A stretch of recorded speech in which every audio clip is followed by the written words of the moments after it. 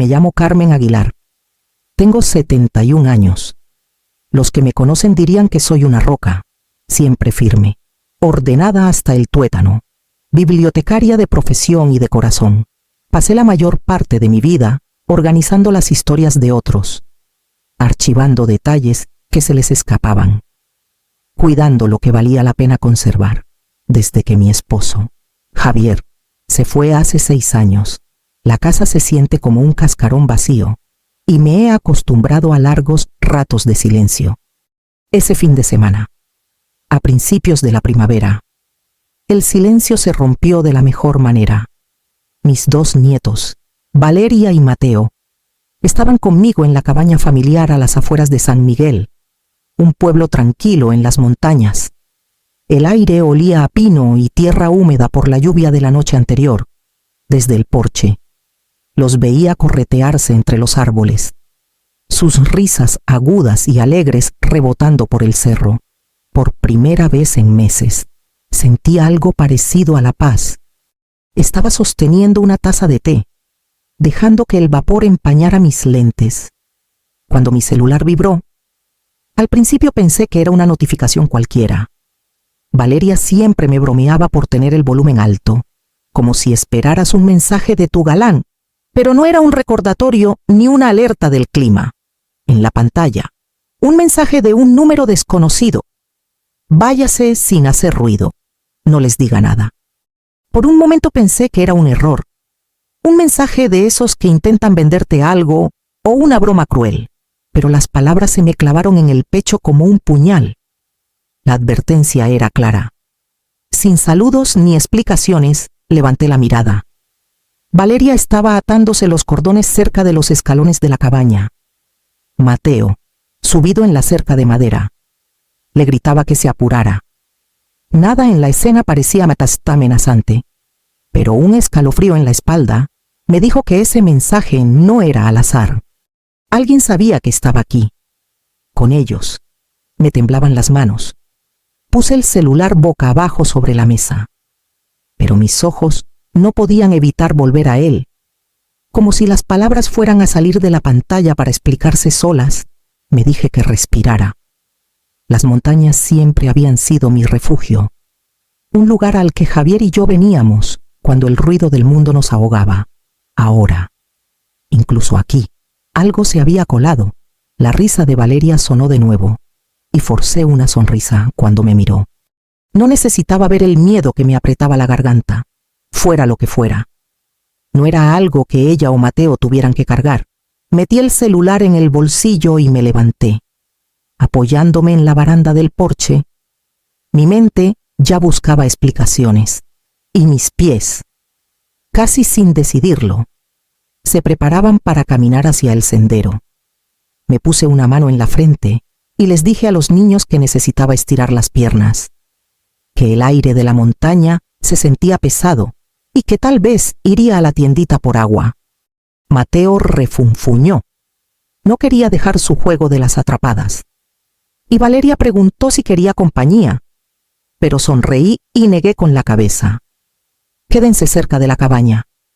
No tardó. El sendero desde el porche bajaba en zigzag, con las agujas de pino amortiguando mis pasos.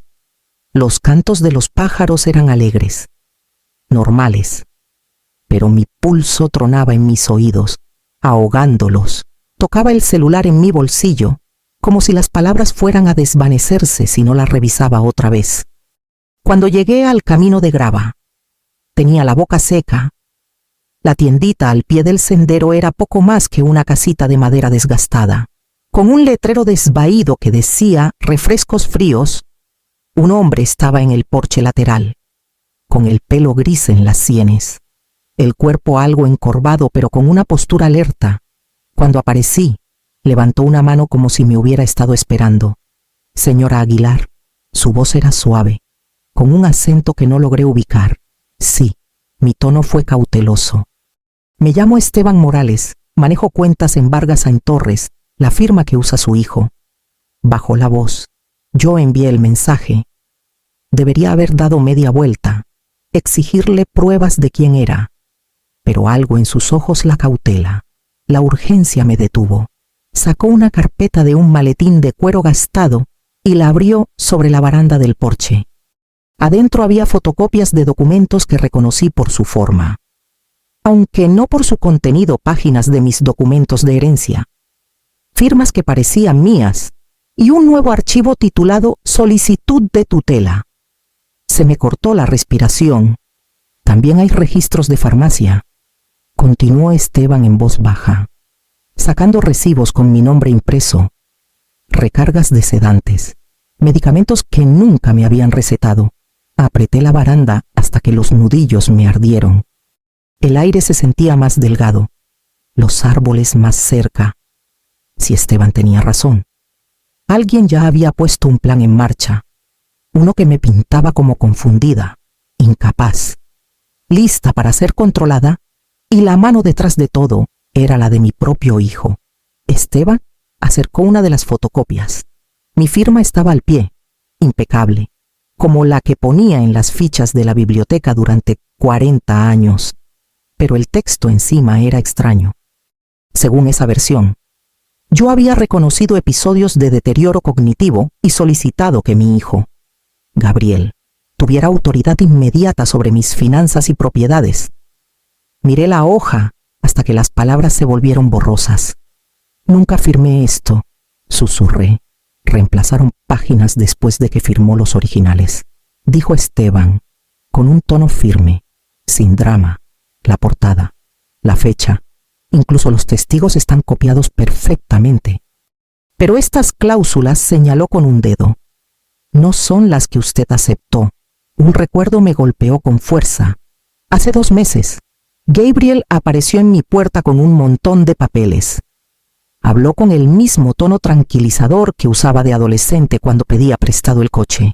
Mamá, hay que actualizar todo después de lo de papá. Las leyes han cambiado. Es pura rutina. No lo cuestioné. Confié en él. Sentí que el porche se ladeaba bajo mis pies. Dijo que solo era una actualización. La mirada de Esteban era compasiva pero firme. Y estas recargas de farmacia, añadió, mostrando los recibos, sedantes, benzodiazepinas, todo facturado con su seguro. Los toma, negué con la cabeza. No, solo medicinas para la presión y una pastilla leve para el colesterol. Dobló los papeles con cuidado y los guardó en el maletín. Entonces alguien más los ha estado pidiendo en su nombre. Las rodillas se me aflojaron y tuve que aferrarme a la baranda. Las piezas se ordenaban en mi mente, sombrías la pesadez inexplicable en mi cuerpo, los lapsos en los que no recordaba un nombre o perdía las llaves, las tardes en que el cansancio me envolvía como niebla. Había culpado a la edad, al duelo, a la sombra de Javier, y si no era nada natural. Imágenes me golpearon como relámpagos. Mi nuera, Clara, dejando una taza de té de hierbas en mi buró cada noche que me visitaba, insistiendo en que me ayudaría a dormir mejor. Su sonrisa tan pulida, su cuidado tan insistente que casi parecía una bondad. El sabor siempre era amargo, pero lo bebía de todos modos. Mis dedos temblaban mientras buscaba en mis contactos. Por un instante consideré llamar a Gabriel directamente, exigirle una explicación, pero la carpeta en la baranda me decía todo lo que necesitaba saber. En lugar de eso, marqué el número de mi vecina en San Miguel, Rosa Méndez, una enfermera jubilada que cuidaba mi casa cuando viajaba. Si alguien se había ganado mi confianza, era ella. Contestó al segundo timbre. Carmen, ¿estás bien? Intenté estabilizar mi voz. Necesito preguntarte algo fuera de lo común. ¿Recuerdas hace unos meses, cuando Gabriel me hizo firmar unas actualizaciones legales? Hubo una pausa. Sí. Lo mencionaste cuando tomamos café. Ya entonces te veías inquieta. Le conté lo que Esteban me mostró. Las palabras saliendo más rápido de lo que podía ordenarlas. Cuando terminé, el silencio se alargó antes de que Rosa hablara. Ahora más firme. No vuelvas a esa cabaña, Carmen, no hasta que sepas qué está pasando. Llamaré a una amiga en protección a adultos. Esto lo toman en serio. Su certeza me dio un ancla, justo lo suficiente para hacer la segunda llamada, hace años. Ayudé a organizar talleres de planificación patrimonial en la biblioteca. Una de las ponentes, una abogada llamada Beatriz Salazar, me impresionó por su compasión clara.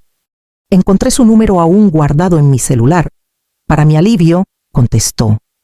Y al escuchar mi nombre, su tono se calentó de inmediato. Señora Aguilar, claro que la recuerdo. ¿Qué pasa? Expliqué de nuevo, más despacio. Sintiendo el temblor en mi pecho, escuchó sin interrumpir. Solo se oía el rasguño de su pluma. Primero, dijo cuando terminé, no regrese a esa cabaña sin la policía presente. Segundo, presentaré una petición de emergencia para congelar cualquier transferencia de activos. Eso le dará tiempo.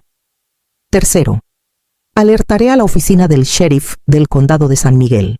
Pueden enviar una patrulla de inmediato. El peso de sus palabras se asentó. Ya no era solo sospecha, era un procedimiento. Un sistema más grande que yo estaba en marcha. Esteban asintió lentamente, como si hubiera esperado este momento. Mi celular vibró de nuevo.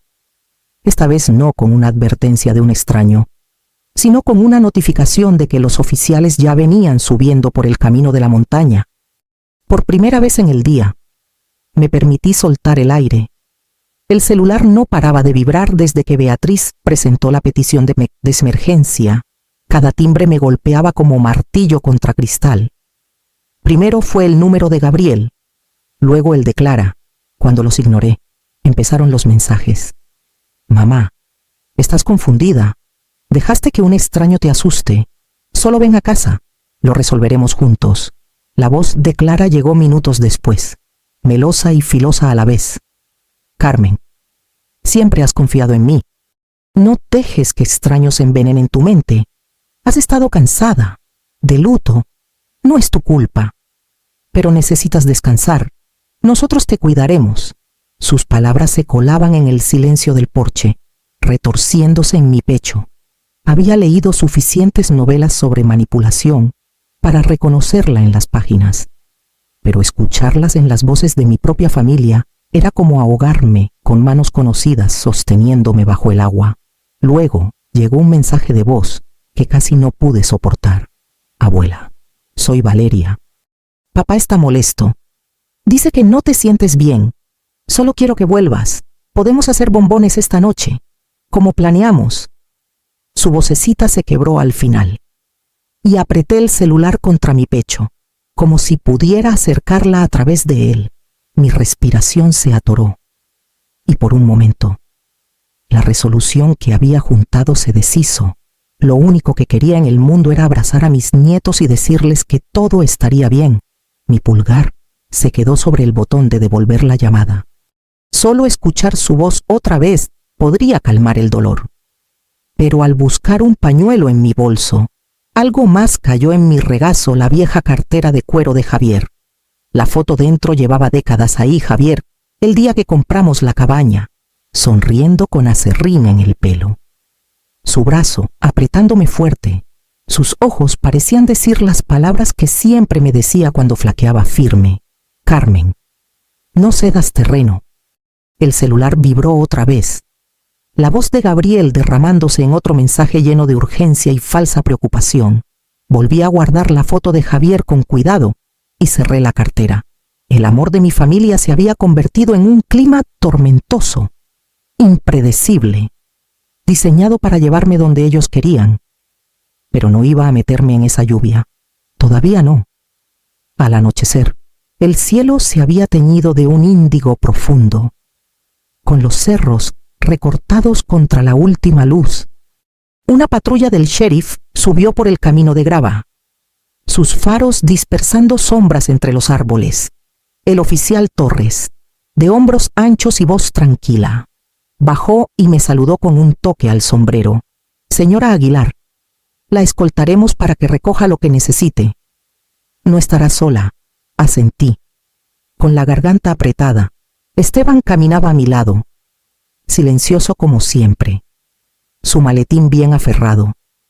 Juntos seguimos a los oficiales hacia la cabaña. Las luces del porche estaban encendidas. Ese pequeño detalle me inquietó. Las había apagado antes de salir. El oficial Torres Me hizo una seña para que me quedara atrás, mientras él y su compañero entraban primero. Momentos después, voces agudas y familiares se colaron por la puerta. Cuando Torres me indicó que entrara, las rodillas casi se me doblan. Gabriel estaba junto a mi escritorio, sus manos hurgando en un cajón. Clara estaba detrás, sosteniendo una pila de carpetas sacadas del archivero. Sus rostros se congelaron al verme. «Mamá», dijo Gabriel demasiado rápido, suavizando su expresión entre alivio y fastidio. «Nos diste un susto de muerte. ¿Por qué no contestaste el teléfono apenas encontré mi voz? ¿Qué haces en mi escritorio?» Clara dio un paso adelante, su tono dulce pero tenso.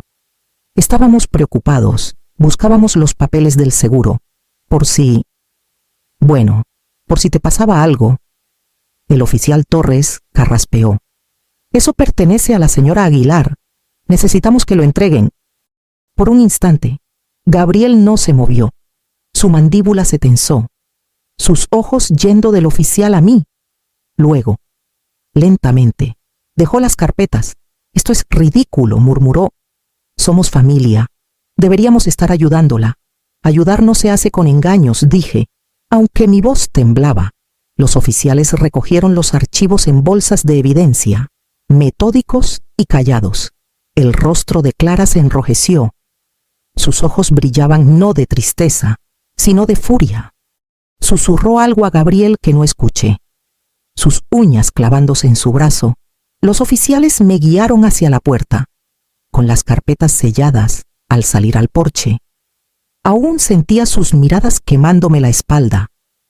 Despojadas de sus máscaras de preocupación, el aire de la noche era frío, y por primera vez entendí que el peligro no eran solo los papeles y las firmas, era de carne y hueso, parado bajo mi propio tejado, dispuesto a cruzar todas las líneas que creía intocables. La oficina del sheriff en el centro de San Miguel olía ligeramente a café y desinfectante. Los fluorescentes zumbaban sobre mi cabeza mientras estaba sentada en una larga mesa de roble. Con las manos cruzadas para evitar que temblaran, el oficial Torres deslizó un vaso de agua hacia mí, y a su lado, un asistente acomodó una grabadora. «Tómese su tiempo, señora Aguilar», dijo con suavidad. Beatriz Salazar llegó poco después, su presencia firme como una roca. Dejó su maletín de cuero y me dio un pequeño asentimiento. «He presentado la petición para órdenes de protección de emergencia. El juez otorgó una orden de restricción temporal. Gabriel y Clara no pueden acceder ni transferir ninguna de sus propiedades por ahora». Su eficiencia fue como oxígeno en mis pulmones. Aún así, el peso del momento me aplastaba. Un detective le entregó a Beatriz un informe toxicológico preliminar. Alcancé a ver las líneas resaltadas benzodiazepinas detectadas. Mi pulso retumbó. Prueba, en blanco y negro, de que la niebla en mis días no era solo el duelo. Cuando me tocó hablar, las palabras tropezaron al principio. Luego, como una presa que se rompe, los años se derramaron. Conté cómo crié a Gabriel tras la muerte repentina de Javier, trabajando noches en la biblioteca y dando clases particulares para mantenernos a flote. Cómo renuncié a vacaciones. Usé el mismo abrigo de invierno por una década. Ahorré cada centavo para que él tuviera una oportunidad mejor. Recordé su carta de aceptación a la universidad, cómo lloré sosteniendo el sobre. Recordé ayudarlo con el enganche de su primera casa, escribiendo cheques con el nombre de Javier aún en ellos. Cada sacrificio resonaba en esa sala, mientras explicaba qué me había llevado hasta ahí. Un hijo, que una vez me tomaba de la mano para cruzar la calle, ahora falsificaba papeles para despojarme de la vida que construí. La pluma del detective rasgaba su libreta. Cada detalle registrado. Beatriz escuchaba con la barbilla en alto, sin lástima en sus ojos. Solo una concentración feroz que me decía que me creía. Cuando terminé, tenía la garganta en carne viva.